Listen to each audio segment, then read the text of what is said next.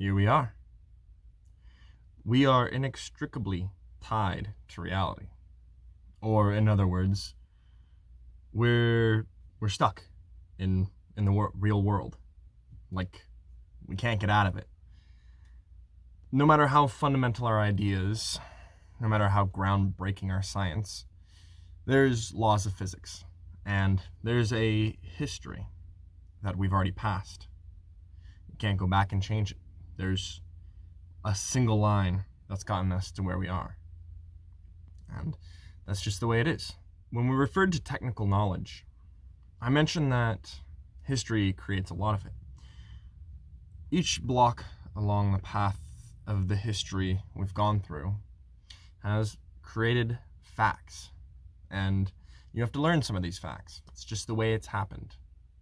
Might not be the best way, but it's how it works.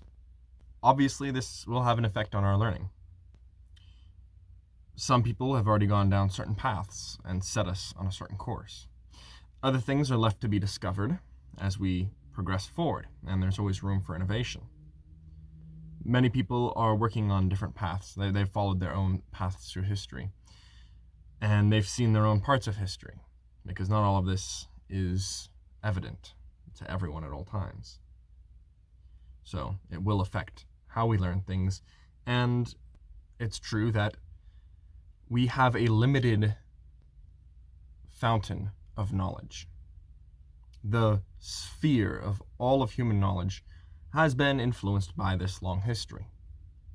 So if we want to make changes in it, we have to accept that it's already existing, and we can only change it, not completely rewrite it.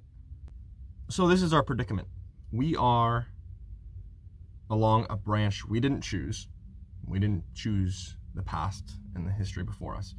But there's a lot of choices with how we go forward, each with their own winding branches that we can't really see that far ahead of time.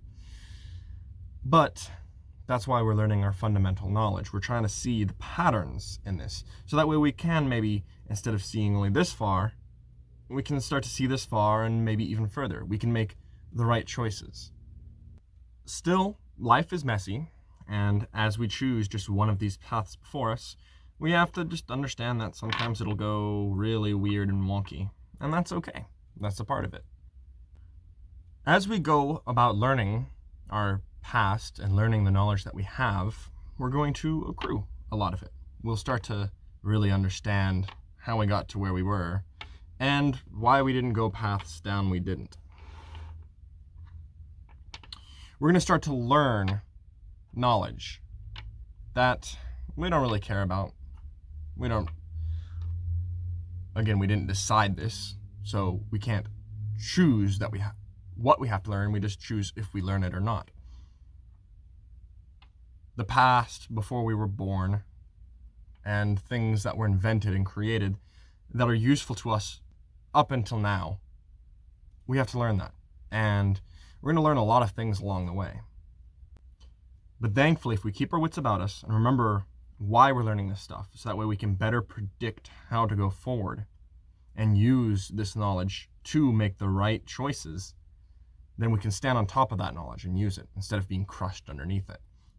But every person has gone on a little bit of a different path, maybe similar, maybe vastly different, to get to this point, to where we are now. So as I go forward, know that I'm explaining my ideas in the way that I've come to learn them and how I see the world, and I'm trying to bridge that gap between our worlds.